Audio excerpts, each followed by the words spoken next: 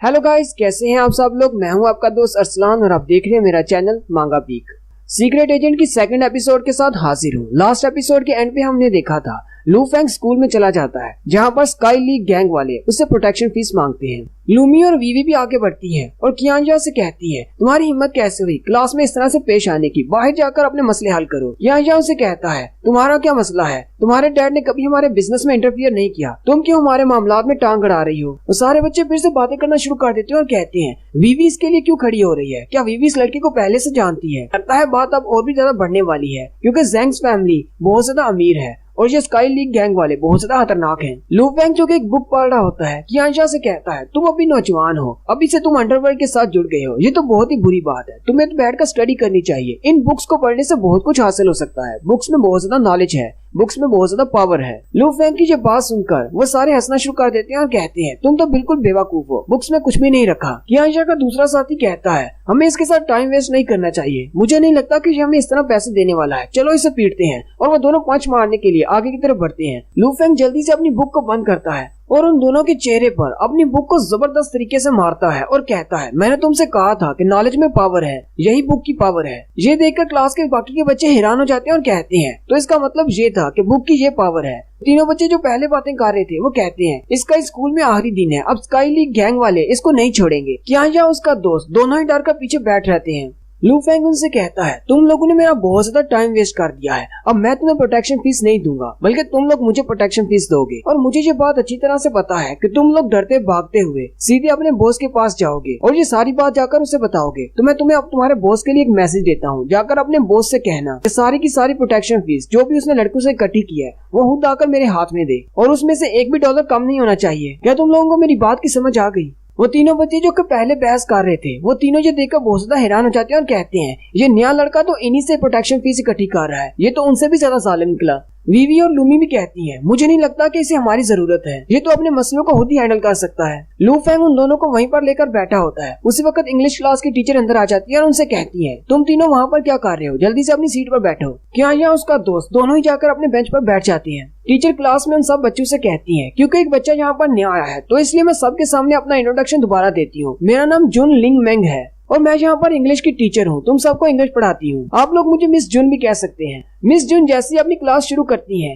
लू फेंग को नींद आना शुरू हो जाती है। लू फेंग कहता है इंग्लिश क्लास तो बहुत ज्यादा बोरिंग है। मिस जुन बोर्ड के ऊपर कुछ लिखती है और सारे बच्चों से कहती है अब इस सवाल का जवाब कौन देगा। वो सारे बच्चे बहुत ज्यादा घबरा जाते हैं और कहते हैं प्लीज मुझे मत चुनना। एक कहता है कि मेरी तरफ मत देखो, एक कहता है कि मैं जब नहीं देखूंगा तो टीचर मुझे नहीं चूज करेगी। जबकि टीचर की नजर सबसे लास्ट वाले बेंच पर पड़ती है जहाँ पर लू फेंग बड़े ही आराम से सो रहा होता है। वो सारे बच्चे उसकी खराटों की आवाज सुनकर पीछे की तरफ देखते हैं और कहते हैं इस लड़के की हिम्मत कैसे हुई मिस जुन की क्लास में सोने की, ये तो आज नहीं बचेगा, ये मरेगा। लास्ट टाइम एक बच्चा इसकी क्लास में सो गया था, वो रोते हुए घर गया था। मिस जुन सीधी उसके पास चली जाती है। कियांजा भी उसकी तरफ देखता है और कहता है इसने हमारे साथ जो कुछ भी किया है उसका बदला मिस जुन इससे लेंगी। लू फेंग अपने बाजू की टेक लगाकर सो रहा होता है। टीचर जुन अपनी किताब को उठाती है और उसके बाजू पर मारती है लेकिन वो अपने बाजू को साइड पर कर लेता है और मिस जुन का अटैक मिस हो जाता है। ये देखकर टीचर जुन हैरान हो जाती है और उसे थप्पड़ मारना शुरू करती है लेकिन लू फेंग सोते हुए उसे डॉज कर रहा होता है। वीवी और लूमी भी ये देखकर बहुत ज्यादा हैरान हो जाती है और कहती है आखिर ये लड़का ऐसे कैसे कर सकता है। लास्ट में मिस जुन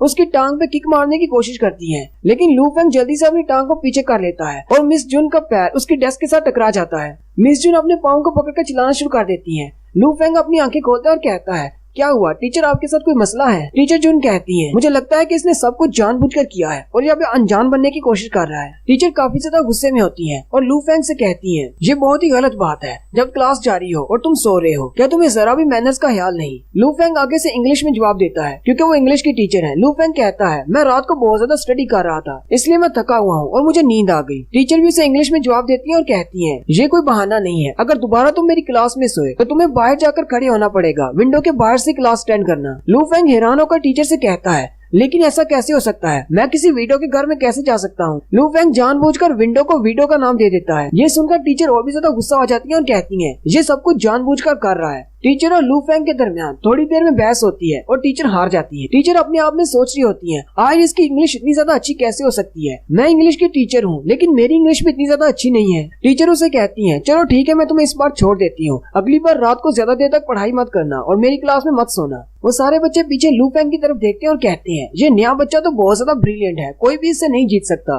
टीचर जून भी नहीं जीत पाई, जबकि लू फेंग सोच रहा होता है, मैंने 1 साल तक फॉरेन कंट्री में जाकर इंग्लिश का कोर्स किया है, इसलिए मुझे इंग्लिश आती है। टीचर जैसे ही कियांजा के पास से गुजरती हैं, कियांजा टीचर से कहता है, टीचर ये तो बिल्कुल भी अच्छी बात नहीं है, हमारे साथ आप कभी भी ऐसे नहीं करती, उसे क्यों नहीं बाहर भेजा। टीचर उसे कहती हैं, जाओ और जाकर बाहर खिड़की के पास खड़े हो जाओ, तुम्हारी हिम्मत कैसे हुई मेरी क्लास में मुझसे सवाल करने की। और फिर कियांजा बाहर जाकर खिड़की के पास खड़ा हो जाता है। इंग्लिश की क्लास जैसी खत्म होती है, कियांजा अपने गुंडों को बुला लाता है और स्काई लीग गैंग का बॉस भी उसके साथ होता है। वो सारे गुंडे क्लास में आ जाते हैं। टैंग डियर लू फेंग से कहता है, स्काई लीग वाले यहाँ पर आ रहे हैं और वो बहुत सारे हैं, तुम्हें यहाँ से जल्दी से निकलना होगा, मैं यहाँ से पहले निकल रहा हूँ। टैंग डियर जैसे ही वहाँ से निकलने लगता है, वो गुंडे उसे पकड़ लेते हैं और कहते हैं, ये भी इसके साथ था, इसने उसकी मदद की थी। स्काई लीग गैंग का बॉस उसे कहता है, तो तुम नए लड़के हो जिसने मेरे लड़कों को पीटा है। लू फेंग बॉस की तरफ देखकर हंसना शुरू कर देता है और कहता है, मुझे तो लगा था कि स्काई लीग गैंग का बॉस को हटा कटा बंदा होगा, तुम तो बिल्कुल एक ड्वार्फ की तरह हो, छोटे से नमूने। बॉस हंसते हुए से कहता है, अब तुम मरने वाले हो। लू फेंग उसे कहता है, अच्छा ठीक है, मैं तुम्हारी बात मान लेता हूँ, लेकिन टैंग डियर को जाने दो, उसका इस बात से कोई ताल्लुक नहीं। कियांजा कहता है, नहीं, टैंग डियर को नहीं जाने देना, इसने भी इसका साथ दिया था, हम इसको भी साथ पीटेंगे। बॉस कहता है, आज तुम दोनों को पीटने वाले हैं, और वो अपने साथियों से कहता है, जाओ और जाकर इसे पकड़ लो। उसी वक्त लू फेंग बड़ी स्पीड के साथ आगे बढ़ता है और बॉस को गले से पकड़ लेता है। लू फेंग बॉस से कहता है, मुझे तुम्हारी आवाज नहीं आई, क्या तुम दोबारा से कहोगे, तुमने अभी क्या कहा।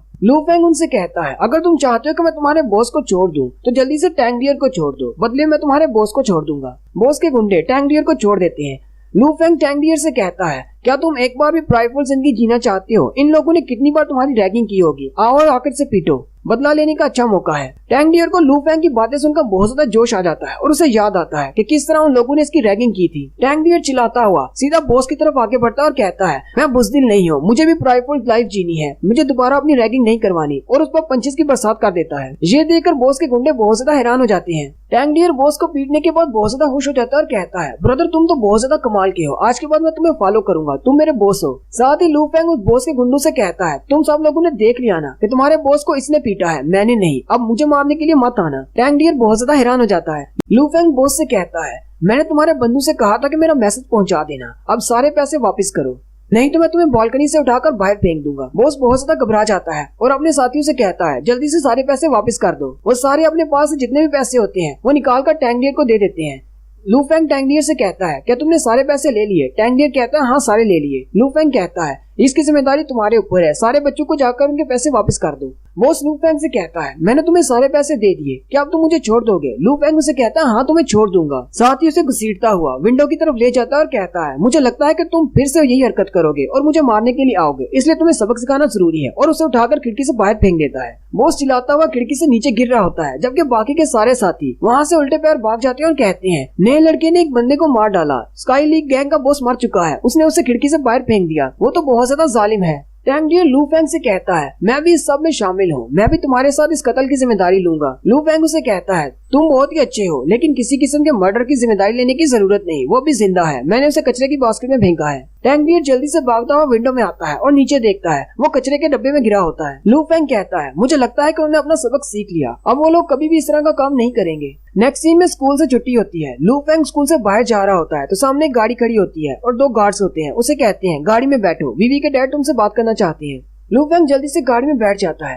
वीवी के डैड उसे कहते हैं, क्या तुम मुझे जानते हो? लू फेंग उसे कहता है, हाँ मैं तुम्हें जानता हूँ, तुम एक बिजनेसमैन हो और बहुत ज्यादा अमीर हो। लू फेंग अपने हाथों को मलते हुए उससे कहता है, मुझे पता है तुम मुझे यहाँ पर क्यों लेकर आए हो, तुम अपनी बेटी की जान बचाने के बदले में मुझे शुक्रिया अदा करना चाहते हो। मैं इतना ज्यादा लालची तो नहीं हूँ, बस कुछ मिलियन चलेंगे, तुम बस मुझे थैंक यू के तौर पर कुछ $1 मिलियन दे दो, मेरा काम चल जाएगा। वीवी के डैड उसे कहते हैं, हाँ ठीक है मैं तुम्हें पैसे दूंगा, लेकिन उससे पहले मुझे तुमसे कुछ पूछना है, आखिर तुम मेरी बेटी के इतने ज्यादा करीब क्यों होते जा रहे हो? लू फेंग उसे कहता है, मुझे लगता है कि तुम मुझ पर शक कर रहे हो। वीवी के डैड उसे कहते हैं, मुझे शक करना भी चाहिए, जब मेरी बेटी किडनैप हुई तब तुम एक जोजो टैक्सी ड्राइवर थे, अगले ही दिन तुम मेरी बेटी के स्कूल में चले गए और उसी की क्लास में एडमिशन ले लिया, ये सारी बातें कोई इत्तेफाक नहीं हो सकती। लू फेंग बड़ी बेशर्मी से उसे कहता है, ये तो बहुत ही बड़ा कोइंसिडेंस है, मुझे लगता है कि हमारी किस्मत में एक होना लिखा है, क्यों ना तुम हम दोनों की शादी करा दो, मुझे कुछ भी नहीं चाहिए, बस अपनी प्रॉपर्टी का छोटा सा हिस्सा मुझे दे देना।